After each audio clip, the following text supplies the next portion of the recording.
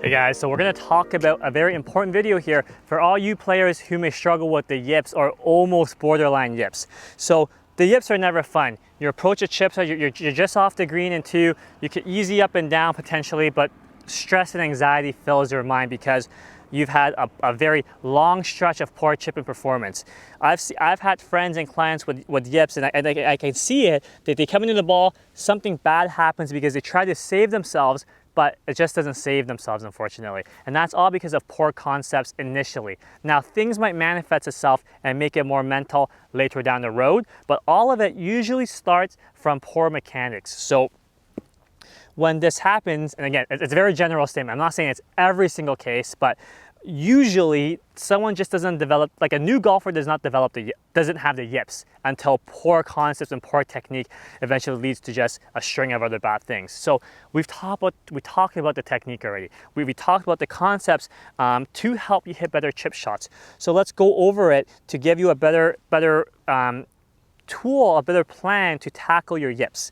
So usually when yips happen, it's too much lead foot, too much shaft lean, too much leading edge, things that lead to bad misses. So we gotta do the opposite. I want you to set up to the ball off the trail foot, 60% weight on your trail foot, ball in the middle of your stance, and just a little bit of shaft lean. You can see a straight line from the lead shoulder down the hands, down the club. The goal is to maintain this straight line the entire time. If I maintain the straight line, the distance between me and the club does not change. Therefore, in theory, if all I do is turn and turn, this club should come back to the ball around the same distance. And you can see there, I didn't miss the ball. All we want to do is for you to get comfortable with moving this straight line from the lead shoulder to the hands to the club. If all you do is move this straight line, you get comfortable with feeling how this club should interact with the ground and the ball in this hitting area. So that's step one, understanding that, which we've talked about in previous videos. Now that we combine that with feeling more weight on your trail foot, feeling 60% weight on your trail foot, we want you to bring the focus from the club into your feet. It's so that we can change the focus away from something you've focused on for quite a while now that leads to bad results. So now that I have the straight line, I'm gonna shift my focus to my trail leg. Like the flow video we talked about, I want to feel like I'm hitting off my back foot, which is the opposite of what most yippers tend to do. They usually are on their lead foot too much because they want it to be so clean and precise with it. So 60% on your trail foot. Maintain a straight line. Let the trail leg dictate it up and down and through. Again, very lazy. If you're lazy with it, if you do not care where the ball goes, that is a great first step and help when you solve the yips. So when you do this initially, you may miss a ton. It doesn't matter. If you miss, you miss. Even if you try your hardest, you're probably gonna miss anyways if you have the yips. So let's just try not caring where the ball goes. So all I want you to do is feel so lazy, so lazy.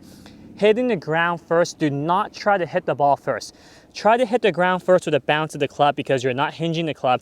Maintain that straight line. 1, 2.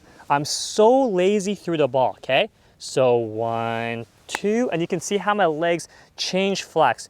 Trail leg loses flex, trail leg regains flex, trail leg loses flex again on the up and around side.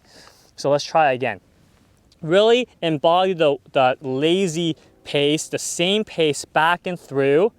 1, 2, and again, I've hit a great chip. Do not care where the ball goes. All I want you to focus on is to just embody that laziness, hit the ground 1 inch before the ball. 1, 2, and whatever happens, happens. That is a great initial step, starting spot for you to fix the yips, to tackle your yips, I should say. You're not gonna fix it right away, but I've seen this formula work quite a bit for a lot of clients I've helped who have experienced the yips. So try this out, be diligent with it, give it time to marinate and to bleed into your chipping and your pitching. So hope that makes sense, hope that will help. Any questions, let the team know, leave in the comments, and we'll see you in the next video. Thanks guys.